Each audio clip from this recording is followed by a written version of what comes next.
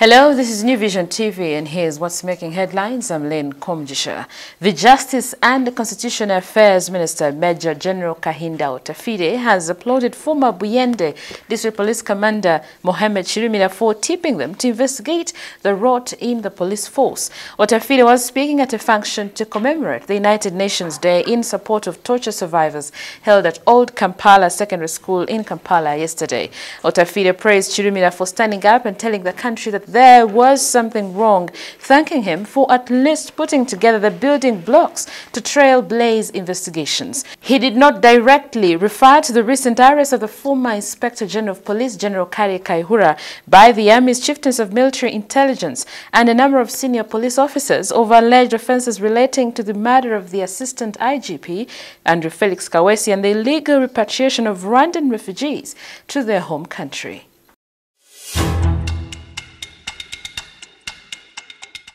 Moving on, a cabinet meeting chaired by President Yoweri Museveni Monday gave a nod to a proposal to borrow $76.95 million US, which is about 300 billion Uganda shillings, from the African Development Bank to propel irrigation schemes among rice farmers in the eastern and northern regions. The ministers have also agreed that part of the 300 billion Uganda shillings loan will be channeled towards efforts to add value by processing maize, rice and dairy products to meet regional and international export standards. According to Ofono Pondo, the government spokesperson, the move to tackle value addition constraints, especially for maize, rice and dairy or beef farmers, will for the start cover 28 districts. Opondo was yesterday addressing journalists at the Uganda Media Center in Kampala.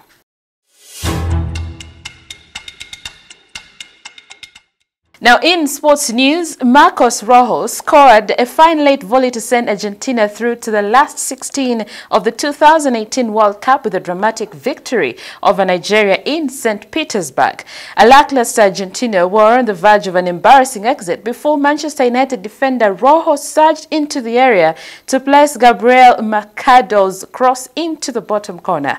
Lionel Messi, who had scored a brilliant opener, jumped on Rojo's back as he sprinted away in delirious celebration, joined by the entire Argentina bench in the corner. It was a result they scarcely deserved after a poor second half showing epitomized by the Javier Mascherano era that allowed Victor Moses to equalize with a penalty. They will face Group C winners France in the last 16 in Kazan on Saturday, while Group D winners Croatia, who secured top spot by beating Iceland 2-1, play Denmark.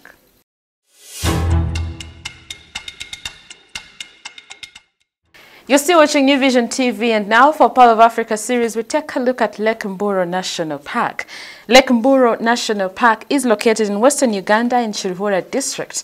Now, this park, like any other parks in Uganda, has animals of various species. The lake at the park feeds both the locals and the animals. Let's take a look. Lake Mburo was gazetted in the early 1930s as a controlled hunting area and was later upgraded to a game reserve in 1963. Since the Wanyankole and Bahima residents are known as cattle keepers, they used to graze their cattle in the reserve until it was upgraded to national park status in 1983.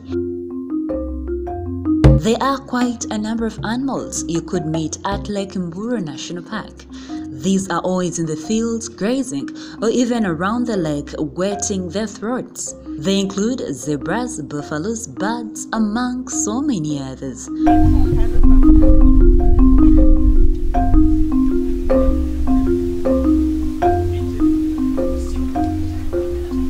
Activities to engage in at Lake Mburo are camping, game drives, and also eat out at the best restaurants. Now, for more Pearl of Africa stories, visit our website www.newvision.co.ug. Our newspaper, The Sunday Vision, is also another home of adventures, so grab your copy every Sunday for Pearl of Africa stories.